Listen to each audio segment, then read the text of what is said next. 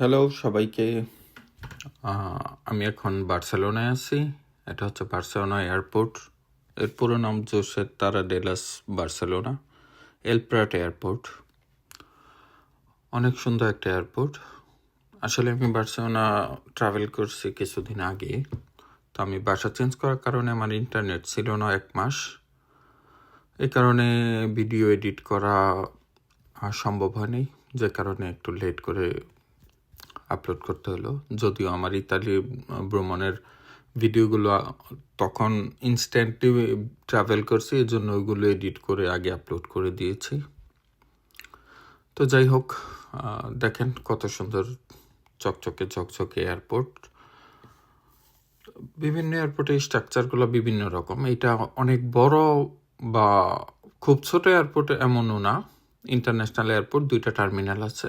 তবে এখানে দোকানপাট, শপিং মল বা দামি দামি ব্র্যান্ডের দোকানপাট সবই আছে। খুব ভালো লাগছে এখানে ঘুরতে।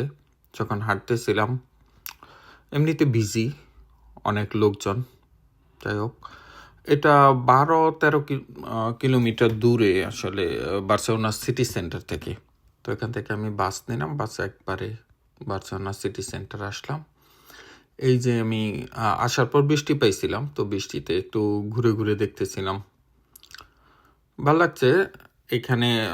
তো বার্সেলোনার সিটিটার স্ট্রাকচার একটু অন্যরকম। যে এখানে হচ্ছে অনেক বড় একটা রাস্তার মাঝখানে দোকান এবং মানুষের হাঁটার জন্য রাস্তাঘাট আছে, আর দুই পাশ দিয়ে হচ্ছে গাড়ি চলাচল করে। আর সবচেয়ে সুন্দর লাগছে যে এর মাঝখান দিয়ে হচ্ছে আবার দুই পাশে গাছও আছে, যে জিনিসটা। তো বার্সেলোনা সিটি ঘুরে আমার একটা জিনিস মনে হয়েছে, যে এখানে হচ্ছে গুলশানের মতো, বাংলাদেশের গুলশানের কিছুটা ভাব আছে এখানে। তো দেখেন, এই যে আমি ঘুরতেছি সিটি সেন্টারে। তো আমি হচ্ছে এখানে আসার পরেই পরপর হচ্ছে আমি আমার হোস্টেলে ব্যাকপ্যাক সব রেখে সামান্য খাওয়া দাওয়া করে তারপর আমি বেরোইছি। তো বৃষ্টির অপেক্ষায় থাকলে আসলে ট্রাভেল করলে ঘোরা যায় না। তো বৃষ্টি থাকলে আপনার বৃষ্টি নিয়েই ঘুরতে হবে, রোদ থাকলে রোদ নিয়েই ঘুরতে হবে। তো আপনি যদি ডিপেন্ড করেন যে না, বৃষ্টিতে ঘোরা যাবে না বা রোদে বেরোয়া যাবে না, তো এইভাবে আসলে ট্রাভেল করা সম্ভব হয় না। আর ওয়েদার এমন ছিল যে এই যে বৃষ্টিতে ঘুরতেছি, দেখা গেল হঠাৎ বৃষ্টি নাই, তারপর রোদ উঠে গেল। তো স্বাভাবিকভাবে হচ্ছে ওয়েদার যেমন থাকবে সেটার সাথে মানায় নিয়ে আপনাকে চলতে হবে। এই যে দেখেন ব্র্যান্ডের দোকান, আর এই যে অনেকটা সেমি সিটিও বলা যায়, অনেকটা গ্রামের ভাবও দিবে, অনেকটা শহরের ভাবও দিবে। গ্রামে যেমন হচ্ছে পাকা বিল্ডিং টিল্ডিং কম, এখানে আবার হচ্ছে ওই রকম না। তো এখানে বিল্ডিংও আছে, গাছপালা আছে, সব কিছু আপনার ভাল লাগবে অনেক। যেমন বিজি, তো ওই রকম আবার কিছুটা নিরিবিলি জায়গাও আছে। তো যাক, করতেছি, দেখি কি দেখা যায়। এই যে এটা হচ্ছে একটা বাড়ি। এই বাড়িটাকে বলা হয় কাসা বাটলো।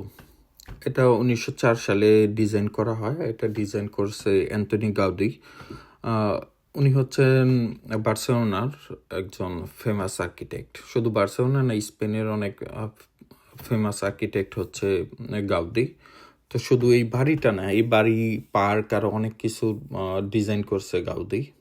এটা হচ্ছে একটা বিল্ডিং, দেখেন, নান্দনিক বিল্ডিং, অনেক সুন্দর, মানে চমৎকার। নিচে হচ্ছে কফি শপ, আর উপরে হচ্ছে আপনি ভিজিট করতে পারবেন টিকিটের বিনিময়ে। তো আপনার হচ্ছে কত সম্ভবত 32-এর মতো। তবে এখানে বিভিন্ন অনেক অফার থাকে, বিভিন্ন কার্ডের সাথে কিনলে হয়তো 5 পাউন্ড 5 ইউরো 10 ইউরো এটা হচ্ছে অফারে থাকবে। তো এটা হচ্ছে আরেকটা রাস্তা, এটা শহরের পাশেই। তো মোটামুটি বেশ কিছু অলিগলিতে এইরকম রাস্তা আছে, যেখানে হচ্ছে আপনার দুই পাশে বিল্ডিং, তারপরে হচ্ছে গাছ এবং মাঝখান দিয়ে রাস্তা। এখানে গাড়িও চলে। তবে বার্সেলোনার মজার ব্যাপার হচ্ছে আমি এখানে স্কুটারের জন্য আলাদা লেন দেখছি। তো এটা ভালো লাগছে যে অনেক দেশে হচ্ছে স্কুটারটা নিষিদ্ধ, আবার অনেক দেশে হচ্ছে স্কুটারের জন্য লাইসেন্স লাগে। এটা হচ্ছে আরেকটা বিল্ডিং, কাসা মিলা এটার নাম। এটা 1906 থেকে 1912 সালের মধ্যে নির্মাণ করা হয়। এটার ডিজাইনারও হচ্ছে অ্যান্টনি গাউদি। যে আর্কিটেকচারের কথা বলেছিলাম, এখানে শুধু এই বিল্ডিং না, এই বার্সেলোনা অনেক বিল্ডিং এবং বেশ কিছু পার্কের ডিজাইনও করেছেন উনি। তো ওনাকে একেবারে কি বলে, অনেক বিখ্যাত ব্যক্তি উনি সমগ্র স্পেনে। এখন আমি ক্ষুধার্ত, কিছু খাই। এটা হচ্ছে অনেক পপুলার একটা রেস্টুরেন্ট স্পেনের, বার্সেলোনার, তাপাস 24। এখানে ওদের অথেন্টিক স্প্যানিশ খাবার আছে। তো দেখি, আমি তো আসলে খাইছি, অনেক কিছু নাম জানি না। এই যে এখানে তো এটা হচ্ছে চিকেন এবং আলু দিয়ে যেটা পড়া দেখা যায়, এটা হচ্ছে চিজ কেক। তো আমি অনেক দিন হয়ে গেছে, তো নাম ভুলে গেছি।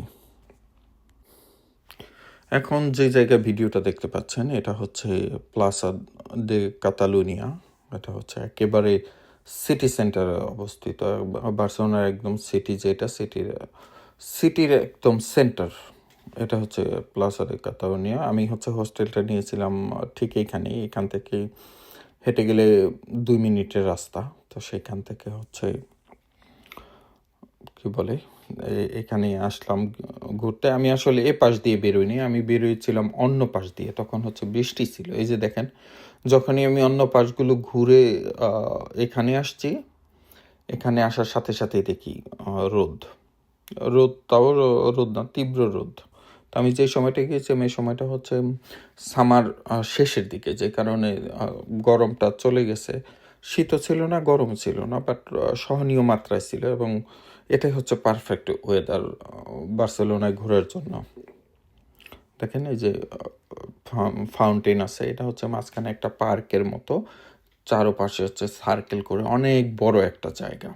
আর এটার এই যেই সার্কেলটা, তার এক পাশে হচ্ছে এই ফাউন্টেনটা আছে।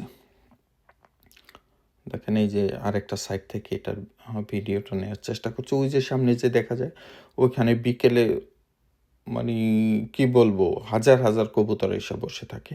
তো মানুষজন খাওয়ায়। তো আমি জানি না এখানে কবুতরদের খাওয়ানোর জন্য আলাদা কোনো রুলস আছে কিনা। অনেক দেশে এটা নিষিদ্ধ, আপনি চাইলেই হচ্ছে কবুতরকে খাওয়াতে পারবেন না। তো এখানে অনেকে খাবার টাবার নিয়ে দেখি ছবি তুলতেছিল কবুতরগুলোর সাথে।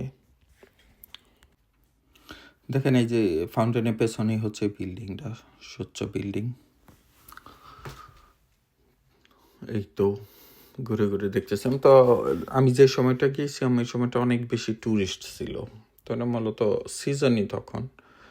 আর এই জায়গাটা ঠিক আমি দিনে যে ভিউটা দেখাইছি, এখানে আমি রাতে যখন ঘোরা শেষ করে এখানে বেশ কিছু সময় কাটিয়েছি আমি। তো তখন হচ্ছে আমি এই রাতের একটা ভিডিও নিয়েছি। দেখেন, রাতে আমার মনে হয় দিনের থেকে রাতে আরও অনেক বেশি সুন্দর। তো তখন তো আর অত বেশি ট্যুরিস্ট ছিল না, আর লাইটের কারণে অনেক বেশি ভালো লাগছে, অনেক বেশি সুন্দর দেখা গেছে সেটা, ফাউন্টেন এবং আশেপাশে যে আলোগুলো ছিল সেটা। এখন আমি যে জায়গাটা আছি, এটা হচ্ছে, এই জায়গাটার নাম লা রাম্বলা। এটাকে বলা হয় বার্সেলোনার মোস্ট ওয়েল নোন স্ট্রিট। এটা একদম ওই আমি যে বললাম যে প্লাসা ডি কাতালুনিয়া যে জায়গাটা, সেইখান থেকে হচ্ছে শুরু হয়েছে। এটা 1.2 কিলোমিটার দৈর্ঘ্যের। এখানে আপনার হাঁটতে হবে, হাঁটা ছাড়া আর কোনো ওয়ে নাই এদিক দিয়ে যাওয়ার। তো এটা হচ্ছে ফেমাস এই কারণে, দুই পাশে বিল্ডিং আর মাঝখানে গাছ, দুই পাশে গাছ এবং মাঝখান দিয়ে হচ্ছে পথচারীর হাঁটার জায়গা।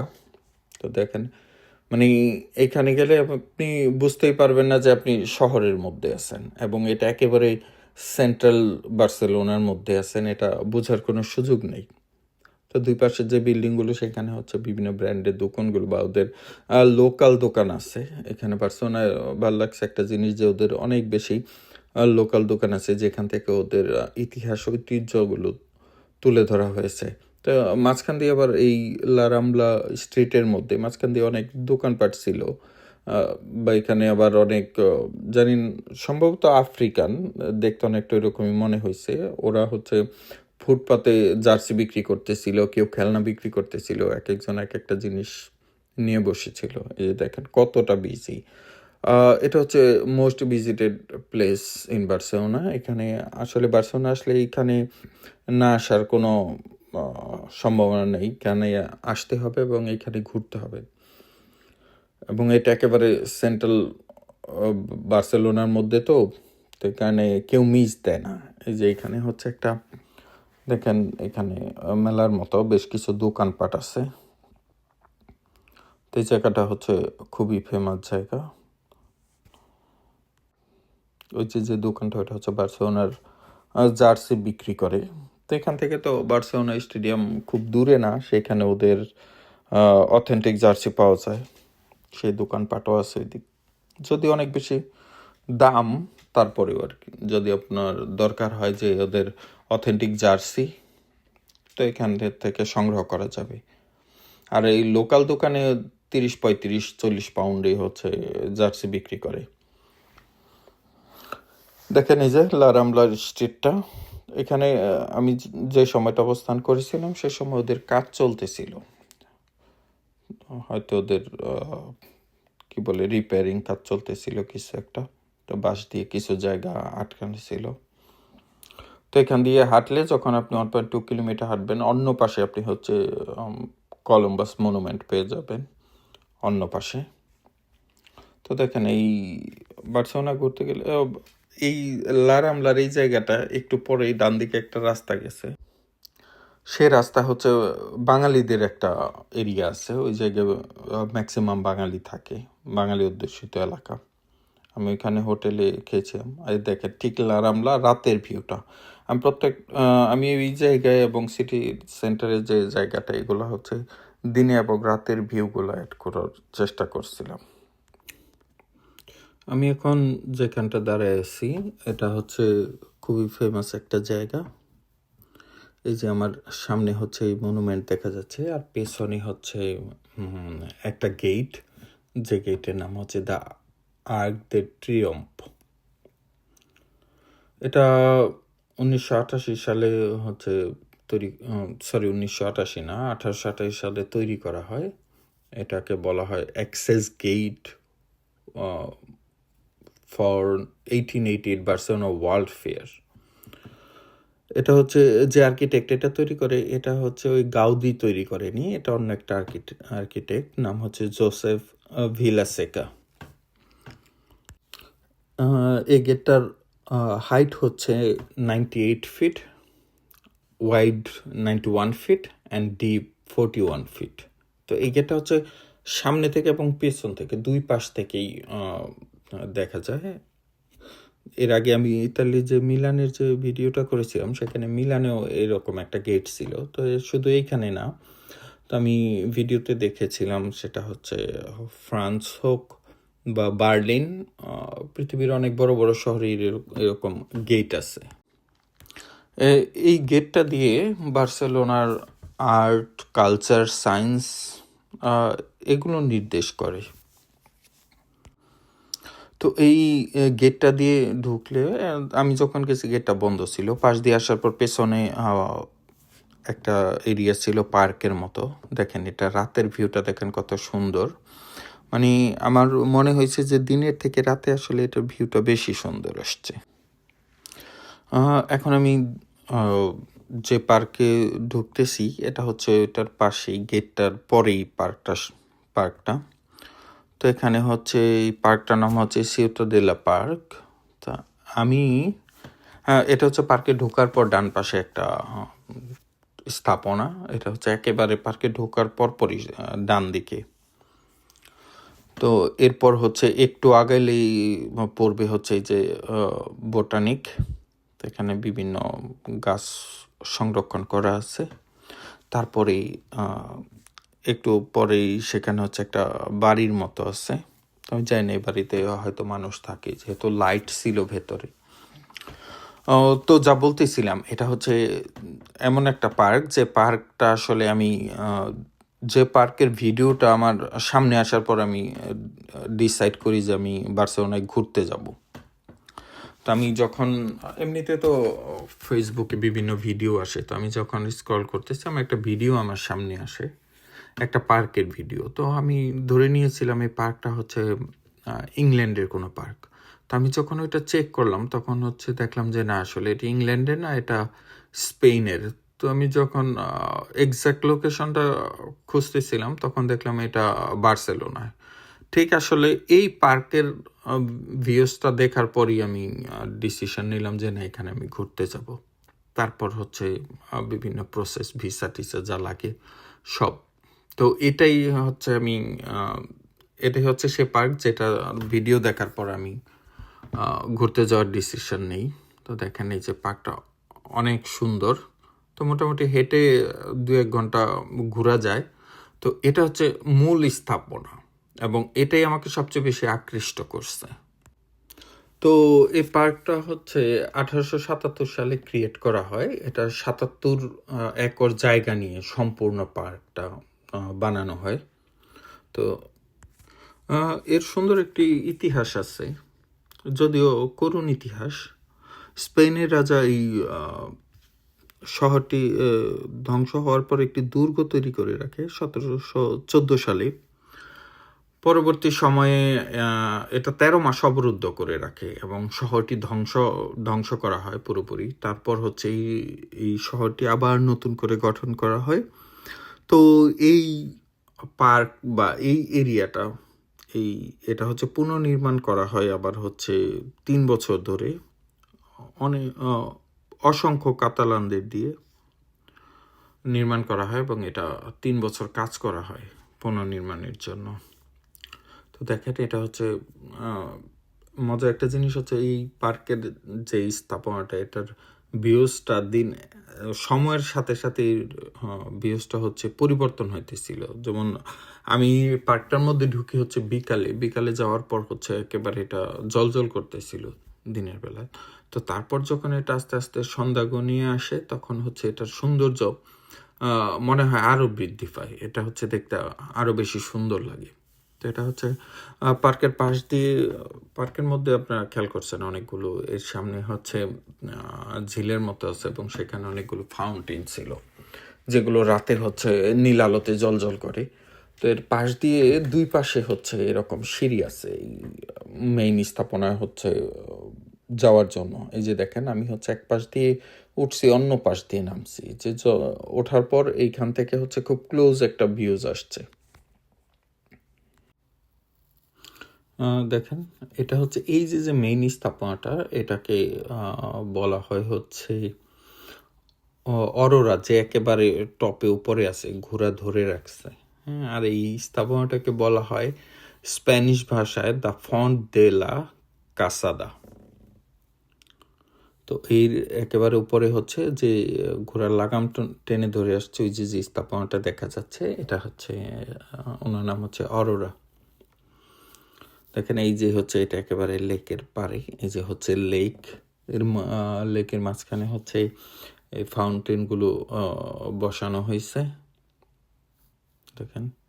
তো এটার আমি এখানে হচ্ছে সবচেয়ে বেশি সময় ব্যয় করছি এবং এই ভিডিও ধারণ করছি সবচেয়ে বেশি। দেখেন এই যে এখন দেখা যাচ্ছে, মানে এটা আমি বিকেলে যখন ঘুরে ঘুরে দেখতেছিলাম, বিকালে যতটা সুন্দর লাগছে এবং এটা হচ্ছে ঠিক সন্ধ্যার পর আমার কাছে এটা আরো বেশি মোহনীয় লাগছে। দেখেন কত সুন্দর। এই যে এটা হচ্ছে আমি লেকটার চারপাশে ঘুরে ঘুরে দেখছিলাম, আর ওই যে অপোজিট পাশে হচ্ছে একটা দোকান আছে, যেটা হচ্ছে পার্কে ঢুকলেই দোকানটা ছিল। দোকানটা হচ্ছে এখানে ট্যুরিস্ট ছিল বিকাল থেকে সন্ধ্যা পর্যন্ত, অনেক ট্যুরিস্ট ছিল। তো যখন সময় গড়ানোর সাথে সাথে ট্যুরিস্ট আসলে কমতেছিল, যে কারণে আমি ভালো করে ঘুরতে পারছি। আমি খানিকটা রাত পর্যন্ত ছিলাম এখানে। দেখেন কত সুন্দর। এটা আমি অনেক দূর থেকে আমার ফোন থেকে জুম করে ভিডিওটা করছিলাম, যে কারণে একটু লাইট আসছে। আমার এখন গন্তব্য হচ্ছে ক্যাম্প নো, বার্সেলোনার স্টেডিয়াম। তো আমি হচ্ছে ট্রেনে আসছিলাম, তো এখানে বাসেও আসা যায়। তো মোটামুটি একটু দূর হওয়ার কারণে হচ্ছে সিটি সেন্টার থেকে একটু দূরে, তো তাই ট্রেন জার্নিটা ভালো, ট্রেনে আসলে সুবিধা হয়। এখানে ট্রেন থেকে নামার পর আমি যখন আন্ডারগ্রাউন্ড থেকে উপরে উঠি, সেখান থেকে একটা ভিডিও নেই ওই পাহাড়ের। দেখেন কত সুন্দর। তো লাকিলি ওয়েদার খুব ভালো ছিল ওই দিনটা। আমি যখন স্টেডিয়ামে যাচ্ছি তখন বাম দিকে খেয়াল করে আমার চোখে পড়লো এই জিনিসটা। তো আমি তো চিনি না বা আমি এটার উদ্দেশ্য করেও আসি নাই। যখন আমি ভাবলাম আসছি যখন এটা ভাল লাগছে তো একটু ঘুরে দেখি কি। তো এটা হচ্ছে ওদের খ্রিস্টানদের হচ্ছে কি বলে এটা গোরস্থান, নর্মালি গোরস্থান বলি বা কবরস্থান যেটাই বলি। তো ওই রকম কিছু এখানে ওদের স্থাপনারা অনেক সুন্দর। তো আমি এদিক থেকে কয়েকটা এখানে ফেমাস লোকদের সমাধিত করা হয়েছে। তো আমি আসলে নামগুলো নেই বা আমি জানি না যে কারা কি। তো এখানে আমি এমনিতে হাঁটতেছিলাম এবং ঠিক আমি যখন ওইখানে যাই মোটামুটি দুপুর হয়ে গেছে এরকম সময়। তো কিন্তু একজন মানুষও ছিল না, আমি একেবারে নিরিবিলি, একেবারে শান্তশিষ্ট পরিবেশে আমি হচ্ছে ঘুরতেছিলাম, কাউকে আমি দেখিনি এখানে। তো এখানে আমি ঘুরে ঘুরে দেখতেছিলাম কি আছে, একেবারে পরিপাটি সাজানো গুছানো এবং এই গ্লাসের ভেতরে বিভিন্ন জিনিস এখানে রাখা। তো আমি জানি না আমি অ্যালাউ কিনা বা ওই সময় বন্ধ ছিল কিনা তাও জানি না, কিন্তু আমি কাউকে দেখিনি, এর জন্য আমি একে একে এমনিতে ঘুরতেছিলাম খানিকটা সময়। দেখেন কত সুন্দর লাগতেছে। তারপর এখান থেকে আমি বের হয়ে আর একটু 4-5 মিনিট হাঁটলেই হচ্ছে ক্যাম্প নো। এই যে আমি ক্যাম্প নোরে এখন আমি হচ্ছে বার্সার মিউজিয়ামটায় ঢুকবো। বার্সা মিউজিয়াম বলতে এই ক্যাম্পটন মিউজিয়ামে, যেখানে হচ্ছে ফুটবল ক্লাব, আমি তো বিগ ফ্যান এই ক্লাবের। তো এখানে মিউজিয়ামটা কি আছে না আছে, আমার হচ্ছে শুধু এই মিউজিয়ামের উপর আলাদা একটা ভিডিও আছে আমার ইউটিউবে বা আমার ফেসবুক পেজও আছে আর আমার পার্সোনাল প্রোফাইলও আছে। তো সেখান থেকে আর একটু ডিটেলস দেখতে পারেন, যদিও আমি এখানে ছোট ভিডিও ইনক্লুড করছি। তো আপনারা দেখছেন আমার ওই যখন আমি এন্ট্রি নেই সেখানের ভিডিওটা দেখছেন। আর এটা হচ্ছে লা মাসিয়া, এখানে হচ্ছে বার্সার যে ছোটো ওদের যে একাডেমি বাচ্চাদের জন্য, তো সেই একাডেমি হচ্ছে লা মাসিয়া, যেখান থেকে মেসি, ইনিয়েস্তা, জাভির মতো প্লেয়ার আসলে উঠে আসছে। শুধু বার্সেলোনার জন্য ওরা উঠিয়ে আনে না, এখানে হচ্ছে ওরা প্লেয়ার সাপ্লাইও করে ওয়ার্ল্ড ওয়াইড। এটা হচ্ছে মেসির সেই আইকনিক জার্সি, সাথে হচ্ছে গোল্ডেন বল, গোল্ডেন বুটগুলো হচ্ছে এখানে রাখছে। আর এটা হচ্ছে সে আইকনিক সেলিব্রেশন মাদ্রিদের মাঠে। তো সেটা হচ্ছে এখানে রাখা আছে একটা কর্নারে। তো আমার আগের ভিডিওটির ডিটেলস যেহেতু আছে, আমি হচ্ছে একেবারে শর্ট একটা অংশ এখানে আনছি। আর এই জিনিসটা হচ্ছে ছিল না, এটা হচ্ছে ফুল স্টোরিটা আছে এখানে, পুরনো একদম হিস্ট্রিও দেয়া আছে যে কবে থেকে ওদের ক্লাবের সদস্য কত ছিল এবং স্টেডিয়ামের যে ডে বাই ডে ওদের ইমপ্রুভমেন্ট সেই জিনিসগুলো এখানে আছে। কবে কি বানাইছে ওদের দেখেন এখানে, ডান পাশে ওদের মেম্বারের সংখ্যা আছে, কত সালে কিভাবে ওদের মেম্বার বাড়তেছিল এবং ওদের এই স্টেডিয়ামের কাজ কত দূর কখন কি পরিমাণে অগ্রসর হয়েছে সেই জিনিসটা এরকম ভিডিও আকারে আসতেছিল। তো আমার মনে হলো সম্পূর্ণ ভিডিওটা করি, তো আমি এটা হচ্ছে সম্পূর্ণ ভিডিওটা ধারণ করছি। দেখেন এই যে বাম পাশে হচ্ছে স্টেডিয়ামের ক্যাপাসিটি, কি পরিমাণ ক্যাপাসিটি, এবং ডান পাশে হচ্ছে মেম্বার্স কত। যদি আমার হচ্ছে ওই বার্সা মিউজিয়াম লেখাটার কারণে আসলে ক্যাপাসিটিটা পুরোপুরি আসে নাই, তো আমি এটা রিমুভ করায় দেখানোর চেষ্টা করব। দেখেন এখানে প্রত্যেক বছর এই যে মোটামুটি 2024 স্পটিফাই ক্যাম্প নো 2024-25 আইসা সুন্দর একটা আজকের যে অবস্থা সেটা কই থেকে শুরু হয়েছিল এখন আজ কই এসে শেষ হয়েছে দেখেন এটা। তারপরে হচ্ছে আমি কিছু ট্রফিগুলো হচ্ছে চ্যাম্পিয়ন্স লিগের ট্রফিগুলো, এটা একটা কর্নারে রাখা। তো এখানে চ্যাম্পিয়ন্স লিগের ট্রফি, আর এইগুলো হচ্ছে আপনার অন্যান্য ট্রফিগুলো আছে সেখানে, লা লিগা বা স্প্যানিশ লিগ, স্প্যানিশ কাপ, যা আছে সব ট্রফি, এবং ওদের বেশ কিছু জার্সি সংরক্ষণ করা আছে, সাথে কিছু বল, এবং ওদের যেই কিছু বার্সেলোনা কিছু প্লেয়ার খেলছে তার মধ্যে মেসি তো নতুন, এর আগে যারা খেলছে তাদের যে একটা দর্শন ছিল, ক্রুইফের একটা কর্নার আছে এখানে। যে আসলে ক্রুইফ তো প্লেয়ার না, ক্রুইফ হচ্ছে একটা ফুটবলের দর্শন, যে টোটাল ফুটবলের জনক বলা হয়। এই যে দেখেন এখানে ট্রফিগুলো সাজানো আছে। এখানে আবার আরেকটা র্যাক এটা। আমি সংক্ষেপে যতটুকু পারছি আসলে, যদি একটা জায়গার ভিডিও করি আমার মনে হয় একটা ভিডিও তো 20-30 মিনিট লেগে যাবে। তো এই কারণে আসলে এত বড় সব কিছু ইনক্লুড করা সম্ভব হয় না। এই জন্য শর্টকাট যতটুকু করা যায় ততটুকু আমি করছি, আমার আসলে মাথায় যেটুকু কুলাইছে। আর সবচেয়ে বড় কথা, আমি যেহেতু প্রফেশনাল না, আমি আসলে অনেক কিছু আমার মিস হয়ে যায় এবং হবে, এটাই স্বাভাবিক। দেখেন এই যে হচ্ছে ট্রফিগুলা কত কত, এইগুলো হচ্ছে বার্সা ফেমিনিনদের ট্রফি, মেয়েরা যেগুলো অর্জন করছে এটা। আর এটা হচ্ছে সেই আইকনিক জার্সি রোনালদিনহো, যে আসলে বার্সায় আসার পর বার্সার দুর্দিনের খরা কাটে এই রোনালদিনহোর হাত ধরে। তারপরের তো মেসি এরা, যেটা আর বলার অপেক্ষা রাখে না। ওকে, বাই বাই।